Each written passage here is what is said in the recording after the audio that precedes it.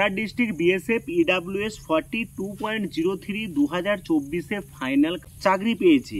তো তোমাদের SSC GD 2025 final cut off কেন কম যাবে? আগের বছর গিয়েছিল 42.03। তো 2025-এ বিএসএফ ইডাব্লিউএস, এটা বর্ডার ডিস্ট্রিক্টের বলছি, কত যেতে পারে? তো এবছর বিএসএফে যারা অ্যাপ্লাই করেছো বর্ডার ডিস্ট্রিক্টে, তোমাদের 40 থেকে 45 অর্থাৎ এই নাম্বারের মধ্যে যদি থাকে, তোমরা ফাইনালি একদম 100%, আমি বলছি 99% সঠিক যাওয়ার একদম প্রবল সম্ভাবনা। 2024-এ জেনারেল ডিস্ট্রিক্টের ইডাব্লিউএস এর কাট অফ কত গিয়েছিল? দেখো, জেনারেলের গিয়েছিল 103.83, অর্থাৎ আগের বছর এই কাট অফটা গিয়েছিল জেনারেল ডিস্ট্রিক্টের ইডাব্লিউএস ক্যান্ডিডেটের বিএসএফ ক্যাটাগরি। তো বিএসএফ ইডাব্লিউএস জেনারেল ক্যাটাগরি 2025-এ কত যেতে পারে? তো 69 থেকে যদি 75 তোমার নাম্বার ঘোরাঘুরি করে, তুমি কিন্তু নিজেকে তৈরি হয়ে নাও বা গ্রাউন্ডেও প্রবল পরিমাণে প্র্যাকটিস করো, যাতে গ্রাউন্ডে তুমি না ডিসকোয়ালিফাই হতে পারো। 100% আমি অ্যাজ একজন স্যার হিসাবে গ্যারান্টি দিচ্ছি, তোমার সিলেকশন কেউ রুখতে পারবে না। দেখো, বিএসএফ নকশাল ডিস্ট্রিক্ট, তাহলে আমি বিএসএফ এর বর্ডার ডিস্ট্রিক্ট বললাম, বিএসএফ এর নকশাল ডিস্ট্রিক্ট বললাম, বিএসএফ এর জেনারেল ডিস্ট্রিক্ট বললাম।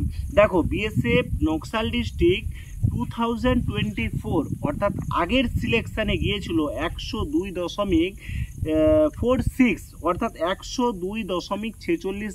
আগের বছর তোমাদের ফাইনালি নকশাল ডিস্ট্রিক্টের বিএসএফ এর ক্যান্ডিডেটের গিয়েছিল ইডাব্লিউএস ক্যাটাগরি।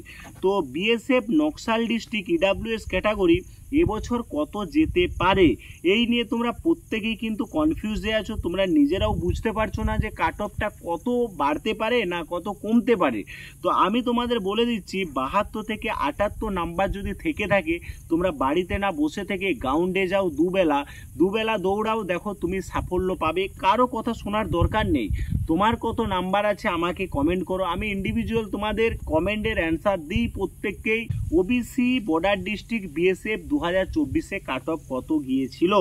103.07। আগের বছর কাট অফ গিয়েছিল। 2025-এ কত যেতে পারে, এই যে অ্যানালাইসিসটা আমি সম্পূর্ণভাবে বুঝিয়ে দেব।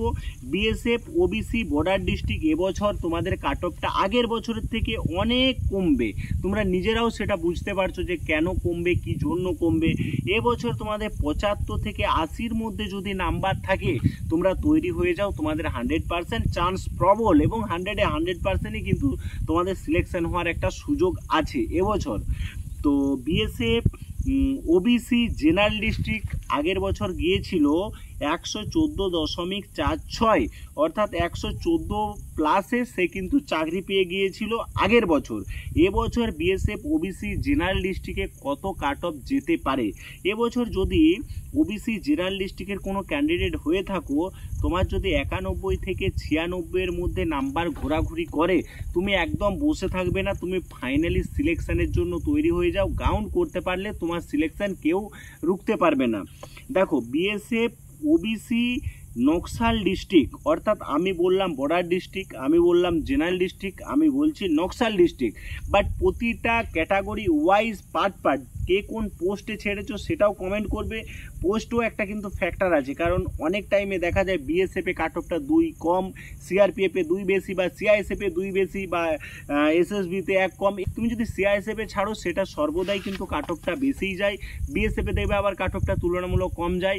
এগুলো সম্পূর্ণ ভ্যাকেন্সির উপরও নির্ভর করে, এবং কোন ছেলে কোন পোস্টে বেশি ভ্যাকেন্সি ছাড়বে সেটার উপরও কিন্তু নির্ভর করে। বাট এরপর দেখো, BSF OBC Naxal district cut off গিয়েছিল 109.94, অর্থাৎ 109+এ আগের বছর চাকরি পেয়েছে। বিএসএফ ওবিসি নকশাল ডিস্ট্রিক্ট এবছর কত নাম্বারে চাকরি পেতে পারে? অর্থাৎ যে সকল ভাইদের ফিজিক্যালের কাট অফ বেরিয়েছে, তোমরা যারা ভাবছো যে আমি ডিমোটিভেট হয়ে যাচ্ছি, গ্রাউন্ডে যাচ্ছি, এক পাক দৌড়াচ্ছি, মাথার মধ্যে একটা জিনিসই খেলছে, মনে হয় আর এবছর চাকরিটা হবে না, কারণ এবছর মনে হয় তো কাট অফটা অনেক বেশি যাবে। বাট আমি যেভাবে নিজেকে তৈরি করছি, আমার মনে হচ্ছে আমি গ্রাউন্ডে হয়তো কোয়ালিফাই করে যাব, কিন্তু ফাইনাল মেরিট লিস্টে কেটে যাব। এই ডিমোটিভেট নিয়ে অনেকে দৌড়াতে যাচ্ছে।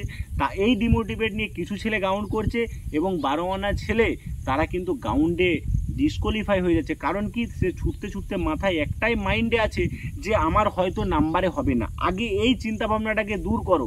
আমি দেখেছি যে অনেক ভাই আমাকে কমেন্ট করেছে যে দাদা আমার 34 বেশি আছে, আমার 28 বেশি আছে, আমার 20 বেশি আছে। আমি তাকে কমেন্টে বলি হ্যাঁ তুমি দৌড়াও, নেক্সট ট্রাই করো যার কিছুটা নাম্বার কম থাকে। আবার কিছু ভাই পরক্ষণে তাকে ডিমোটিভেট করার জন্য কমেন্টে লিখে দেয় ফালতু স্যার তোমাকে আশা দিচ্ছে, যেও না। তো এরকম কমেন্ট কেউ করবে না, ডিমোটিভেট করার কোনো জায়গা নেই। হয়তো দেখা গেল ইডাব্লিউএস এর জন্য তুমি কি ভেবেছো যে 40-এ চাকরিটা সে পাবে, সেই ক্যাটাগরি সেই ক্যান্ডিডেট যদি ইডাব্লিউএস হয়, তুমি তাকে কমেন্ট করছো, সে যদি 60 নাম্বার পায়, তোমার কি মনে হয় ইডাব্লিউএস বর্ডার ডিস্ট্রিক্ট 60-এ চাকরি পাবে না? তাহলে তোমার সাথে বর্ডার ডিস্ট্রিক্টের ইডাব্লিউএস এর তুলনা হয় না। অর্থাৎ ক্যাটাগরি ওয়াইজ কিন্তু সম্পূর্ণভাবে এই সিলেকশানটা এটা নয় যে গড় একদম 100 একজনের সবার কাট অফ গেল। এই সিলেকশানটা এরকম নয় যে 100 সবার কাট অফ গেল বা 80-তে সবার কাট অফ গেল। Category wise EWS border, EWS general, EWS Naxal, প্রতিটা কাস্টের জন্য প্রতিটা সিস্টেম আলাদা। বাট তুমি না জেনে কাউকে ডিমোটিভেট করো না। বিএসএফ ওবিসি নকশাল ডিস্ট্রিক্ট, তোমার যদি 76 থেকে 81 নাম্বার থেকে থাকে, তুমিও তৈরি হয়ে যাও, তুমি 100% সিলেকশন এবছর হয়ে যাবে। দেখো আমি প্রতিটা কাস্ট ওয়াইজ এবং প্রতিটা ক্যাটাগরি ওয়াইজ আমি তোমাদের তথ্য দিচ্ছি। তোমরা ভিডিওটা একদম স্কিপ না করে মনোযোগ দিয়ে ভিডিওটা দেখবে। এবং আমার চ্যানেলে যদি তুমি নতুন হয়ে থাকো, যদি সাবস্ক্রাইব না করো, আমার চ্যানেলটি অবশ্যই সাবস্ক্রাইব করবে। আমি তোমাদের সম্পূর্ণ মোটিভেট ভিডিও দিয়ে যাই এবং আমার কাছ থেকে তোমরা সবসময় 100% পারফেক্ট খবরই পাও। বাট আমি কোনো ঝুট খবর তোমাদের সামনে প্রেজেন্ট করি না। দেখো 2024 বিএসএফ বর্ডার ডিস্ট্রিক্ট এসসি কত কাট অফ গিয়েছিল।